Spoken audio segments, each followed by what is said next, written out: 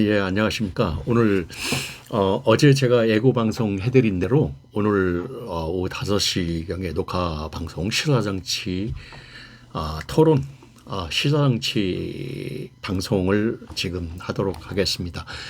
아, 민주당 공천을 오늘 마감을 거의 마무리에 와 있는 것 같습니다. 오전에 또 이재명 민주당 대표도 기자들 질문 한 40분 정도 질문을 공천과 관련해서 그런 질문들을 서로 주고받고 기자들하고 간담회식으로 지금 했던 걸로 생각이 지금 나고요. 뭐 시스템 공천에 대해서 이상 없이 잘 했다. 뭐 그렇게 얘기를 하는데 아직까지 이 공천에 관련해서 여러 가지 지금 상황이 많이 그 소위 시끌시끌한 건 후유증이 많이 남아 있는 건 사실인 것 같습니다.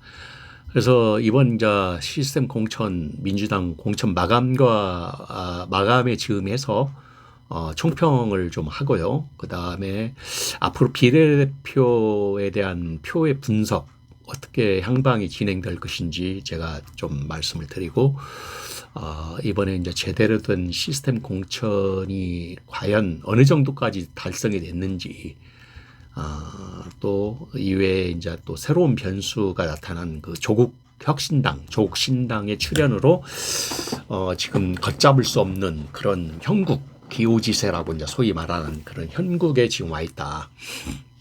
뭐 호랑이 등에 내닫는 호랑이 등에 탄 그런 그 모양새를 지금 가지고 있다. 뭐 민주당이나 조국 신당의 조국이나 다 마찬가지로 이제는 뒤돌아볼 수 없고 앞으로 갈 수밖에 없는 구조라는 것. 그래서 제가 오늘 뭐 정론칙필 일이 아니라 정론칙평, 정론칙필에 의한 시사평론을 오늘 이제 적나라하게 솔직하고 있는 제 자신의 어떤 생각들을 여러분들과 같이 이렇게 교감을 가질까 합니다. 최근 정치 흐름은 조국 신당의 출현으로 조국 이제 혁신당이라고 어제 창당을 지금 일산 킨텍스에서 창당하지 않았습니까? 그거에 대한 이제 평가를 제가 먼저 지금 하겠습니다.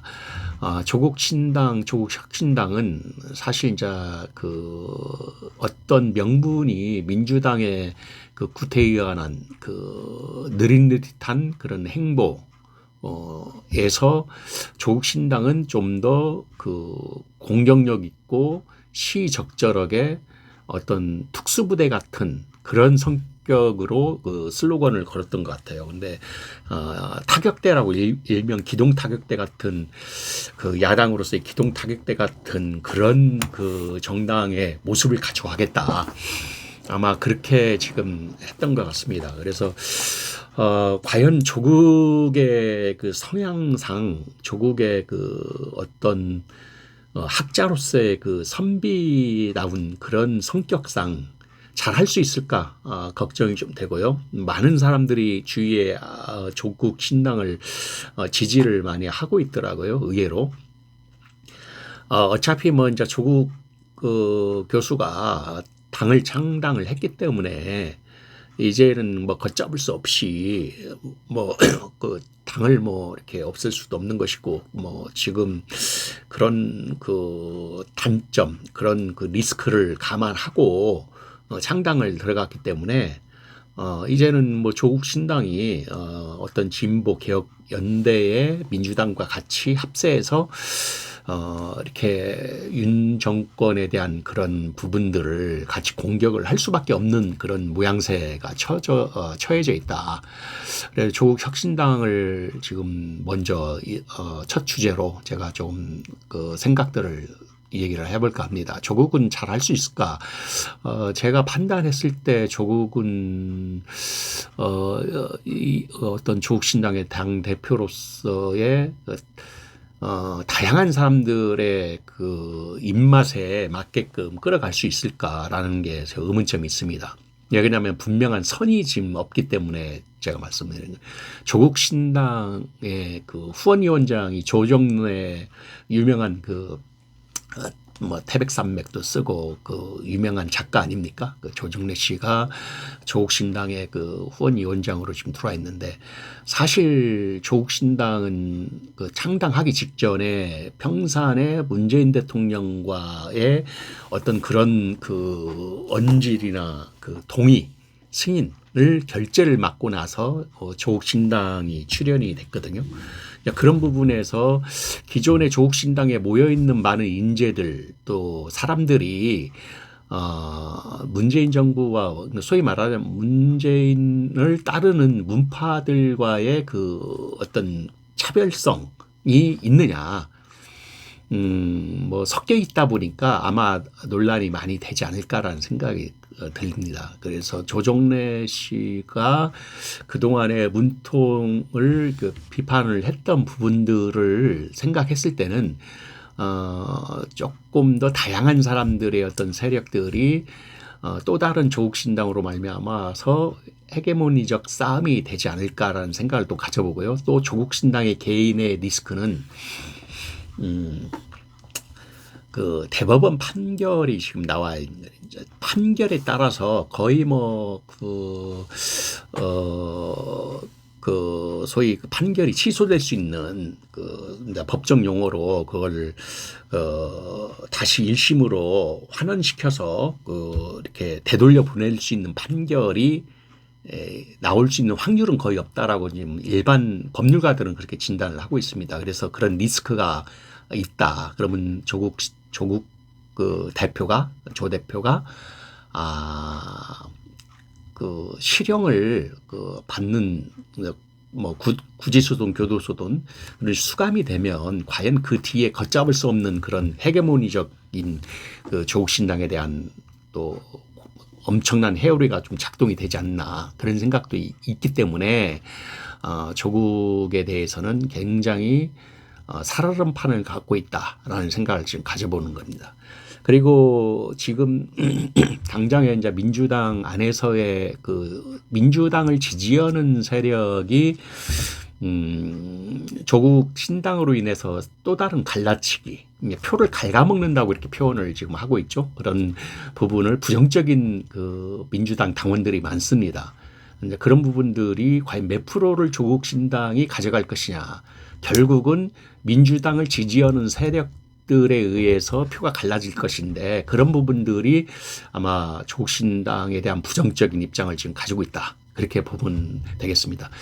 그래서 지금 현재 그 3% 이상이 일반 그 당이 3% 이상이 돼야지 그 비율에 따라서 전국 3% 이상이 돼야지 비율에 따라서 그 의석수가 배분이 되는 시스템인데 조국 신당은 뭐 무난히 3%를 초과할 것 같고요. 제가 개인적으로 판단했을 때는 조국 신당이 8%, 7, 8%, 10% 많으면 10%, 근데 7, 8% 내다라고 저는 생각을 합니다. 지금 현재 그런 그 개인적인 그 애견이라고 할까요? 조금 더 분석을 해보면 조국을 지지하는 그 비례에 대한 표 좌석, 그러니까 의석수가 전국의 10% 가까이 한 8% 정도를 조국 신당을 의석에 대한 지지표로 나오지 않겠나.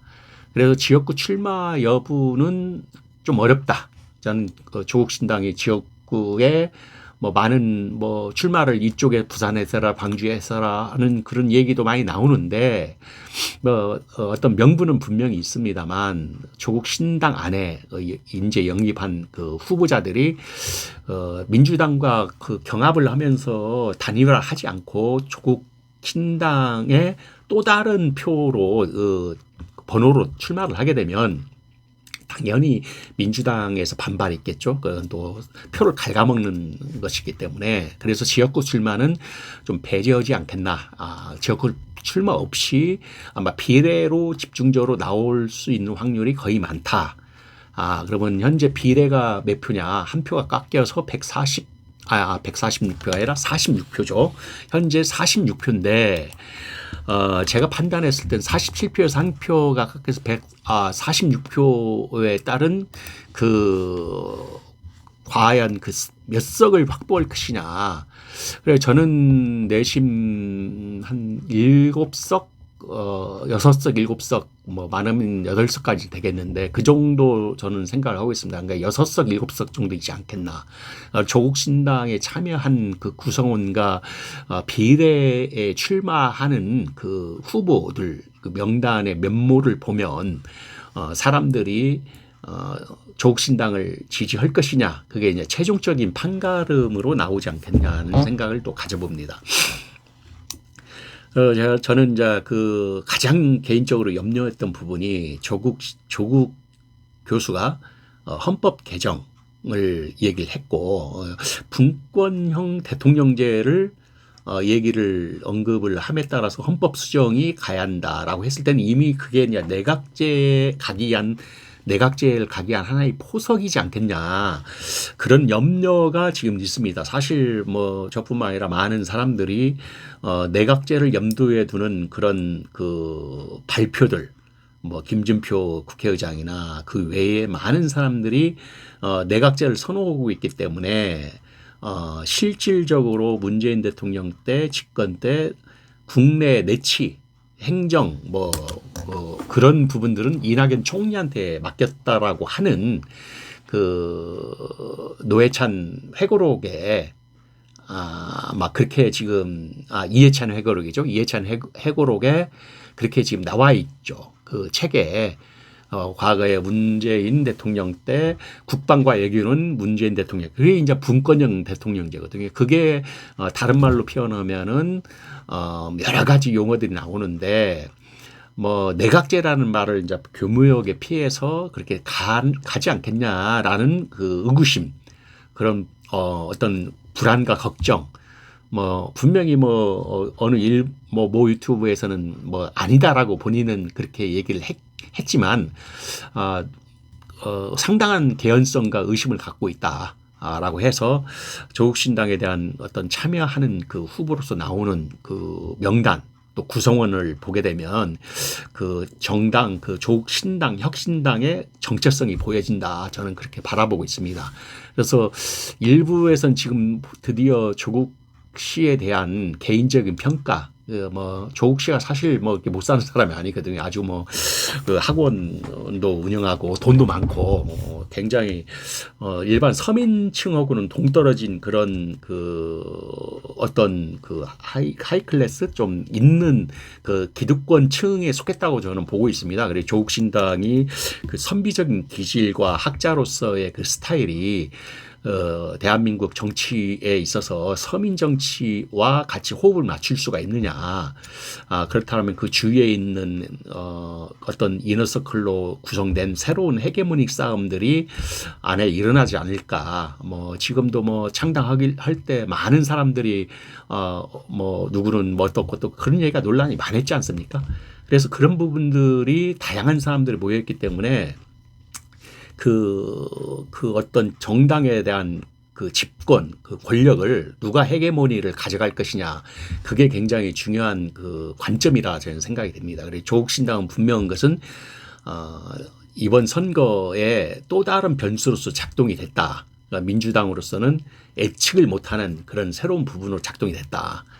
그래서 민주당의 그 예측을 못하는 그 패착이 다른 게 아니라 더민주연합이 어제 또 같은 시간대에 조국신당, 조국혁신당 같은 시간대에 그 발표를 하지 않습니까? 여의도에서 더민주연합이라고 이제 비례 당이 만들어졌는데, 사실 조국혁신당이 그러니까 만들어진 것까지는 예측을 못했던 것 같아요. 더불어민주연합 쪽 그쪽 입장에서는. 그래서 그러기 전에 많은 그 용해인당이라든가 김상균 씨가 하는 열린민주당 또 누굽니까 사회민주당 한 사무총장 하는 그렇게 해서 새진보연합이라고 해서 새로운 이제 이번에 어떤 시민정당, 시민단체하고 새진보연합하고 그 외에 다른 그 당들이 해서 아마 더불어민주연합이라고 새로 이제 민주당의 비례면 그쪽에 구성을 해서 배정을 해주겠다라고 어제 이제 발표를 했습니다. 그래서 민주당은 조국 혁신당이 그러니까 나올 거라고 생각하지도 못하고 그런 어떤 비례를 병립형에서 뭐 연동형으로 이게 회기를 그러니까 그렇게 돌렸던 것 같습니다. 그러니까 예측을 전혀 못했던 것이죠. 그래서 이번에 예측을 못한 거에 대해서 이제 돌이킬 수가 없는 것이고 이미 발표를 했고 그래서 이제 기호지세의 형국을 가지고 있다. 이미 호랑이 등에 올라탔기 때문에 기호지에서 형국을 지금 가지고 있다. 그렇다고 하면은 46석 중에 다 가져갈 수는 없고 국힘당과의 표를 나눴을 때 최소한 26석이라고 하는 표를 가지고 비례가 가져가야 하는데, 그러니까 25석, 26석이라고 반반을 쪼갰을 때 이제 국힘당에도 비례가 있기 때문에요. 그러면 10표를 제가 알기로는 민주연합 세력에 배정을 한 걸로 알고 있습니다. 10표. 그래서 이번에 이쪽 저쪽으로 새로 이제 시민단체 쪽에서 등장한 K정치연합, K정치혁신연합이죠. 구체적인 말이 K정치혁신연합이라고 하는 시민단체 쪽에서 어떤 비례 후보들을 객관적으로 심사해서 공천을 하겠다.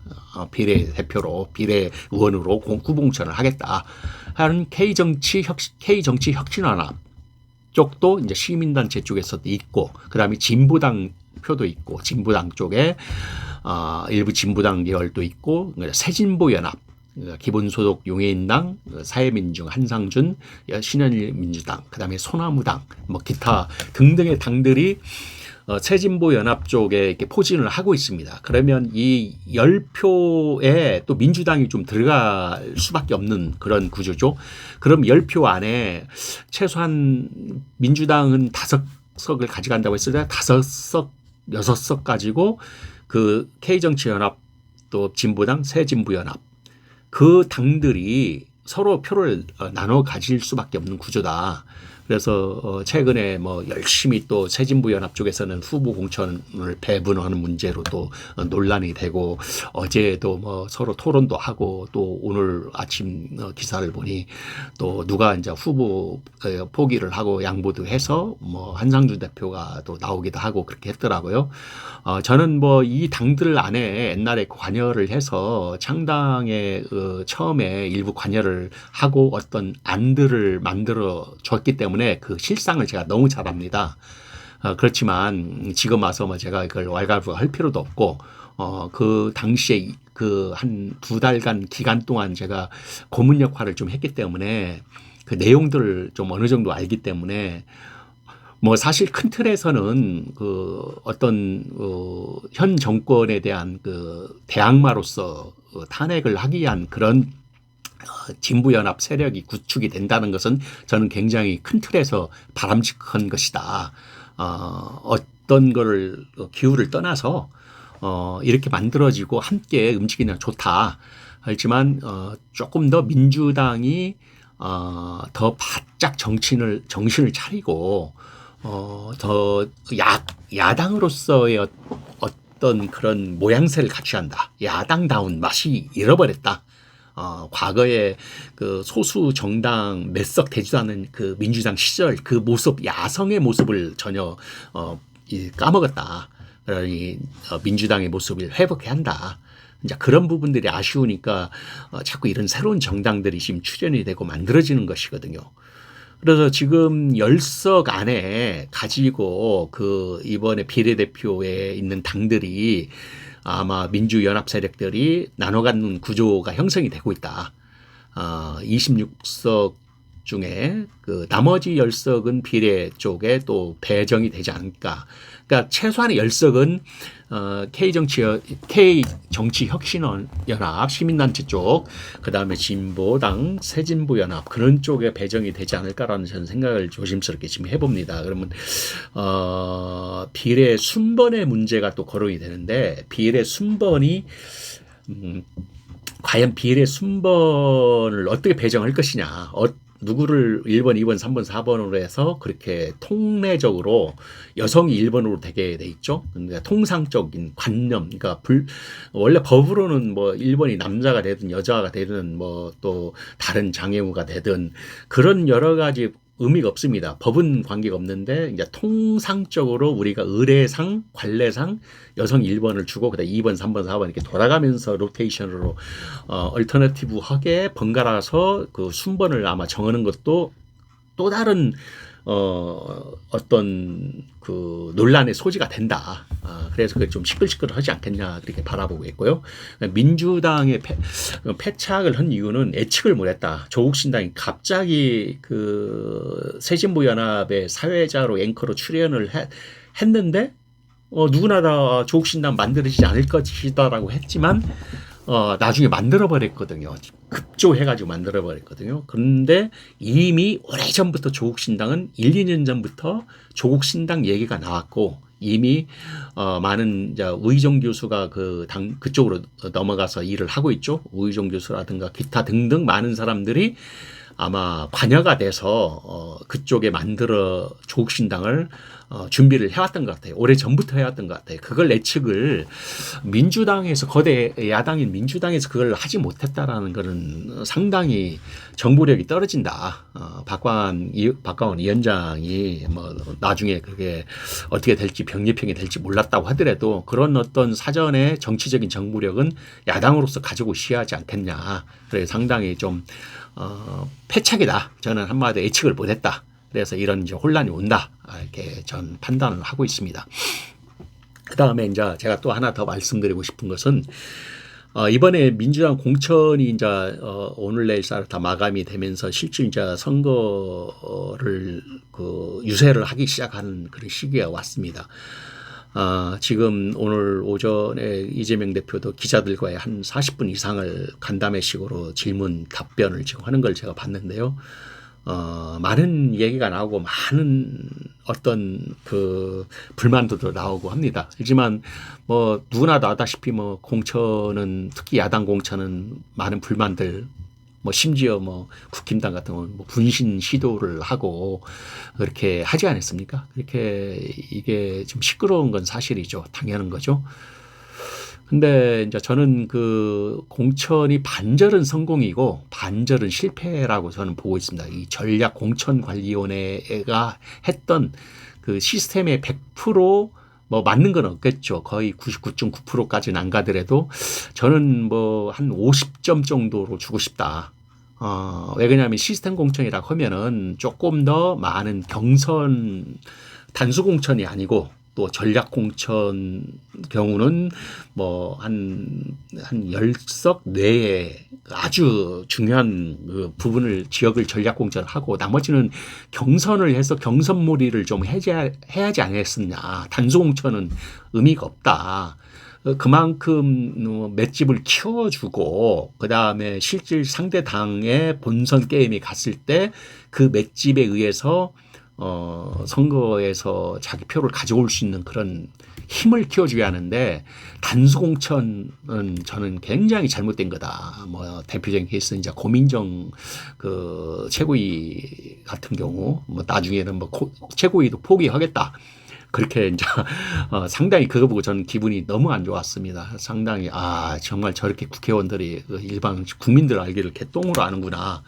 너무 그 국민들 알기를 개돼지로 알지 않으면 저렇게 협박 어떻게 보면은 진짜로 기본 에티켓이 없는 의원이거든요.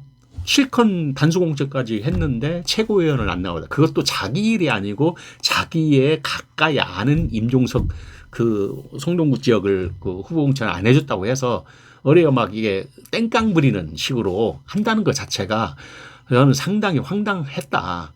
이런 일은 없어야 돼요. 이런 일은 정말로 앞으로 국민들을 섬기고 국민들의 표, 눈치를 보고 굉장히 의식을 해야 하는데 국회의원 배지 달면 이 배지만 다르면 무슨 종 부리듯이 그 나몰라라 하고 자기네들 여의도 정치를 한단 말입니다. 시민들 시장이나 시민 현장에 나가서 시민 정치를 해야 하는데 여의도 안에서만 자기네들끼리 너무 그 공감력이 떨어지죠. 이 현장 정치와 완전히 이 뭐랄까 결단이 있는 아니 차별이 있는 이 소통이 안 되는 거죠. 그런 국회의원들이 굉장히 지금 그동안에 많았습니다. 이번에 싹 저는 개인적으로 갈았어야 한다. 그래서 한 90% 이상을 후보를 참신하고 새로운 인물로 갈았어야 한다. 이제 그런 생각을 저는 해보는데, 제가 또 염려했던 건 일부의 평산마을을 이제 이재명 대표가 갔다 와서 아마 문 대통령이 자기가 몇 명은 그렇게 좀 해돌라라고 이제 언지를 하지 않았을까. 분명히 일부 언론에서나 다른 데서는 한 4-5명을 했다라는 얘기가 나오긴 해요. 근데 뭐 그게 사실인지 아닌지는 모르겠지만, 소위 말하는 이제 문수박 의원들이 이 땡깡 부리고 저렇게 그냥 협박하고, 그런 식으로 이제 갔기 때문에, 일단 그 큰 어떤 짜잘한 그런 보수들은 일단 정리를 했습니다. 일단은 민주당 안에서 뭐 임종석 뭐 또 내지는 송갑석 뭐 홍영표 그런 등등의 어떤 내용들은 잔존 세력은 조그마한 보수죠. 보수들은 정리를 했는데, 그러나 이제 고민정, 김한규 뭐 아기 수박들, 그런 수박들은 민주당의 새로운 국회의원들과 새로운 어떤 당과 5월 동주를 할 수밖에 없다. 싫지만 같은 배를 타고 갈 수밖에 없다. 5월 동주의 입장에서 이제 같이 한 몸으로 갈 수밖에 없다. 그런 계산을 이제 이재명 대표가 더 큰 미래적인 남목을 가지고 그 미래적인 남목은 이제 대선까지도 내다보면서 포용의 정치로 가지 않았나. 그리고 일부는 이재명의 그 시원한 맛을 칼을 휘두르는 것은 지금 옳지 않다. 당연히 옳지 않은 겁니다. 저도 이해가 갑니다. 왜 그러냐면 지금은 아직도 문재인의 어떤 권력이나 기존의 어떤 게 살아있는 권력, 힘이 막강하거든요. 지존이라고 이렇게 소위 부를 정도로 문파의 어떤 문재인의 지금 평산마을에서 하는 힘의 어떤 입김은 아주 강합니다. 사실은 뭐 대통령에 물러나면 앞에 있는 모든 대통령도 그렇게 하다시피 민주당에서 스스로 탈당을 하는 게 맞죠. 그리고 후임 당대표나 후임 당들이 새로운 시대에 맞는 정치를 필 수 있도록 힘을 실어줘야 본인은 관여를 하면 안 됩니다. 근데 지금도 평산마을에 있는 문재인의 문파, 소위 문재인 대통령을 중심으로 한 사람의 어떤 권력이 여전히 살아있다. 문은 아직까지 지존 상태에 있다. 그렇게 생각을 했을 때 이재명 대표의 어떤 정치적인 계산법과 바라볼 수 있는 안목, 당에 대한 미래적인 해안 계획들, 그런 안목들은 당을 깨지 않고 함께 가면서 서서히 물갈이를 할 수 있는 그런 구조로 가고 있다. 물론 뭐 그 중에는 뭐 일부 언론에서는 일본 4대 일간지에서는 무슨 김 여사가 김혜경 여사의 누가 누가 이번에 후보 공천을 단수 공천 받았다 그런 보도도 나왔다고 그래요. 제가 언뜻 들어보니까. 그리고 오늘 또 보도도 나오고. 그러니까 계속 흠집을 내는 그렇게 하고 있습니다. 지금 그러니까 국힘당 같은 경우도 지금 논란이 굉장히 많은데, 국힘당도 저는 기대를 하는 게 또 새로운 인물이 출신이 어디든 간에 참신하고 새신되고 새로운 인물들이 정당의 어떤 정체성을 잘 유지하면서 이렇게 국회에서 입법 활동을 하는 게 난 좋겠다. 과거에 구태의원하는 사람들 나와서 뻔한 얘기하고 선거철만 표 돌라고 그냥 그렇게 굽신굽신하고, 또 선거 끝나면 목에 힘주고 배지 달고 기득권 누리고 소통도 안 되고 여의도 정치만 하고, 그런 사람들은 이제 일반 시민들이 이번에 표를 완전히 갈애하거든요.